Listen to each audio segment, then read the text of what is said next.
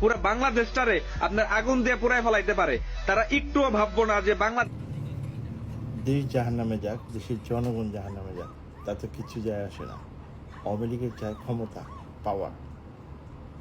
এই যে এই জিনিসটা আমি যদি কখনো মন্ত্রিত্ব পাই, দেশটা পাই, তাহলে কি করতাম জানেন? একটা বড় স্টেডিয়াম ভাড়া করতাম, তারপরে সেখানে কাচ্চি বিরিয়ানি রান্না করতাম, আওয়ামী লীগের সব কর্মীদের ইনভাইট করতাম, পেট ভরে খাইয়ে তারপর ব্রাশ ফায়ার করে মেরে ফেলতাম।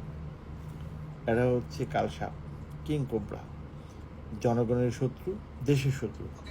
এরা যদি বেঁচে থাকে প্রতি মুহূর্ত দেশের ক্ষতি করবে, ভালো করবে না। আমরা যারা সাধারণ জনগণ আছি, এরা হচ্ছে সবচেয়ে বড় মূর্খ। আপনারা কি বুঝেন না এই আওয়ামী লীগ বিএনপি করে আপনারা কতটুকু পিছিয়ে আছেন? এই আওয়ামী লীগ আর বিএনপি, তাদের নাতিপুতি ছেলেরা আজকে বাংলাদেশে কিন্তু একটাও নেই। সব আমেরিকা, লন্ডন, কানাডা সিটিজেনশিপ সেখানে আছে নিশ্চিন্তে। নেতারা শুধু আছে বাংলাদেশ থেকে টাকা হাতিয়ে নেওয়ার জন্য। মরছে কারা? সাধারণ জনগণ। জেলে পচে মরছে কারা? সাধারণ জনগণ। পাবলিকই পিটিয়ে মারছে কাদেরকে? জনগণদেরকে। নেতারা কি একজনও মারা গেছে? আরে ভাই, একটু মাথা কাটান। আল্লাহ মাথা দিয়েছে, বুদ্ধি দিয়েছে, সেটাকে ইউজ করেন, ব্যবহার করেন।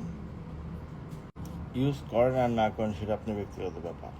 I don't have any complain. কিন্তু যদি আওয়ামী লীগ হয়ে থাকেন, আপনার বেঁচে থাকার কোনো অধিকারই নেই, অন্তত বাংলাদেশে। যান বাঁচানোর জন্য নেতাদের মতো চলে যান ইন্ডিয়া, দেশ ছেড়ে চলে যান। বাংলাদেশে থাকবেন তো মরবেন, মার খেয়ে মরবেন। কাটি বুসকা, সেফ থাকবেন। আসসালামু আলাইকুম।